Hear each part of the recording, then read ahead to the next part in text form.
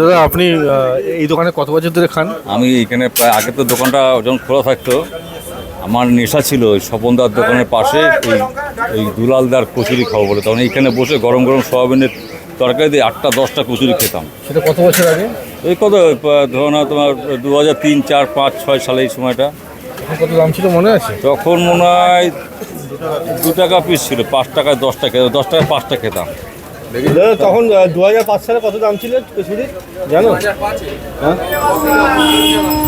2-3 জায়গা হবে জায়গা বলে না, 2 টাকা, আমরা 2 টাকা করে খেয়েছিলাম শেষে। কিন্তু এই কচুরি খেয়ে তোমার না না না, আমার এখন দেখে না হেবি লোভ লাগছে, ছোটবেলার কথা মনে পড়ে যাচ্ছে। পেটে কোনো ক্ষতি হয়নি? না না, কোনো সমস্যা হয়নি, ভাবছি দোকানে খাবো, লোভ সামলাতে পারছি না। আপনার কি মনে হয় এর সঙ্গে কি অ্যান্টাসিড বিক্রি করা উচিত? এর সঙ্গে অ্যান্টাসিড থাকা ও সঙ্গে থাকা অবশ্যই উচিত, কারণ যে অবস্থায় যা পোড়া তেলে ভাজে, যতই খাওয়া খাওয়া করা থাকুক না পোড়া তেলে তো ভাজে, কারণ পোড়া তেলে খাওয়াটা বুঝতে ভালো না দাদা। অ্যাকচুয়ালি খাওয়া ভালো, অ্যাকচুয়ালি মজা করে বললাম, কিছু করার নেই। দেখো ভাই, তোমাকে 7 টাকায় 8 টাকায় একটা কচুরি দিচ্ছে, সেই কচুরিতে হ্যাঁ ভিত্ত হয়েছে। এই 7 টাকা 8 টাকায় কচুরি তোমাকে কত আর ভালো তেলে দেবে ভাই। যাক, একটা মজা করে বললাম, কচুরি খাও, দুলালদার কচুরি খুব ভালো। আমার কিন্তু খুব লোভ হচ্ছে, আমাকে 2টো দাও, আমি খাবো, আছে চা আবার হবে। দুটো খেলেই হয়ে যায় আপনার? হ্যাঁ 2টো খাবো। আমি একটু 4টে খেয়েছি। না না, 2টোই খাবো। তো আমরা চলে এসেছিলাম, এতক্ষণ এক দাদার সঙ্গে কথা বললাম। দাদা এত বছর ধরে এখানে কচুরি খান, কিন্তু তার কোনো সমস্যা হয় না।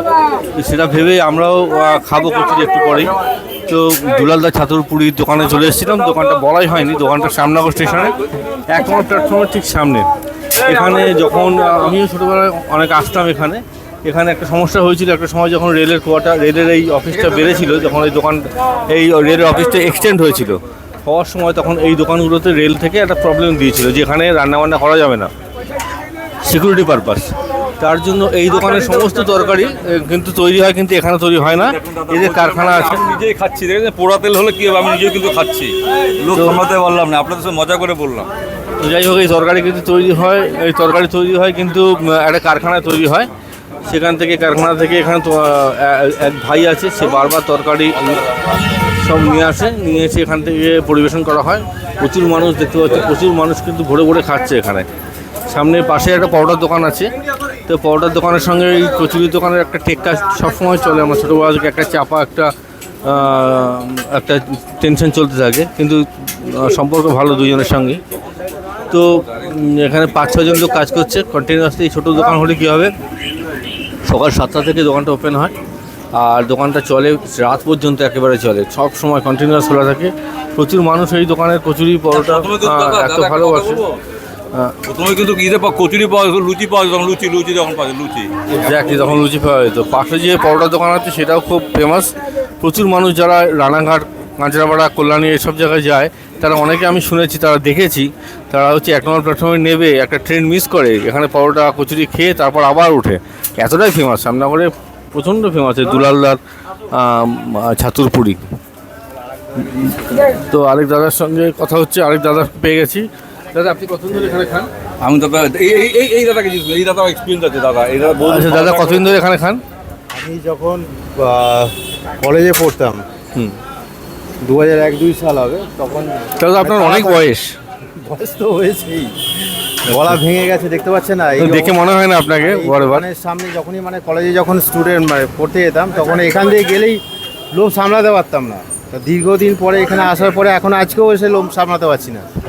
এখন গরম গরম বানাচ্ছে, তো খাবেন? এখন খাবো ভাবছি, কিন্তু আবার ভাবছি যদি অ্যাসিড হয়, অ্যাসিড কি হবে? আপনি কি বলেন? একটা প্রপোজাল দিতে পারেন অ্যান্টাসিড বিক্রি করার জন্য সঙ্গে। বলছি তোমরা এখানে অ্যান্টাসিড বিক্রি করতে পারো তো? এই যে তেলে ভাজা জিনিস, তো যদি অসুবিধা হয় কারো, হবে না? অপোসাইডে আছে, ওষুধ দোকান আছে। মানে তুমি কনফার্ম অ্যাসিড হবেই? না, একদম পরিষ্কার তেলে ভাজা হচ্ছে, দেখো না। তবে হ্যাঁ, আমি এতটা পরিষ্কার, আপনারা নিজেরাই দেখুন, এতটা পরিষ্কার কিন্তু তেল বা কড়াই আপনারা কোনো জায়গায় দেখতে পাবেন না। কেন কি? তার কারণ হচ্ছে এটা কিন্তু ইলেকট্রিকে চলে, কারণ যেহেতু রেলের পাশে দোকান, সেই জন্য এখানে কিন্তু পারমিশন নেই যে এখানে আগুন জ্বালাতে পারবেন। তাই জন্য এখানে কিন্তু ইলেকট্রিকে তৈরি করা হয়। তো দেখো সেই জন্য চকচক করছে কচুরিটা, এই কড়াইটা, আর তেলটাও চকচক করছে, সোনালি রঙের তেল।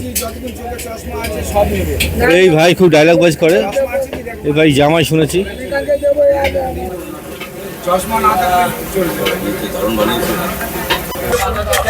কচুরি কেমন লাগছে? এখানে খাওয়া যে কচুরি প্রবলেম হয় না? দাদা মুখটা লাগাবে না। দারুণ দাদা, দারুণ কচুরি, দারুণ কচুরি, দারুণ। দারুণ লাগছে না? দারুণ দারুণ, খাবি খাইতে ভালো লাগছে, খুব খুব টেস্টি। খাইলে মন ভরা যাবে, মন ভরে যাবে, মন ভরে যাবে। কি বলবে?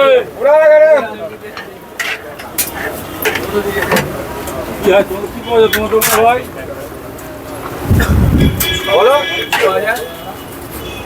আমাদের ছাতুপুরি পাওয়া যায় 3টা 20, 7 টাকা বেশ। अब तरकारी खोलेंगे तब आके बोलेंगे होते ही रहने दें।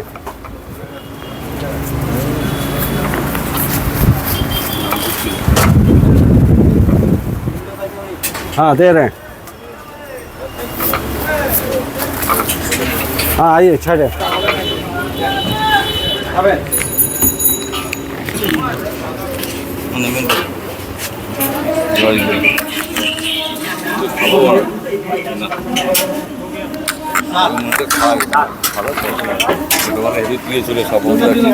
ছোটবেলায় খুব প্রিয় ছিল, হেভি প্রিয় ছিল এই কচুরি খাওয়ার জন্য। মানে আমি বাড়িতে বানাতে হ্যাঁ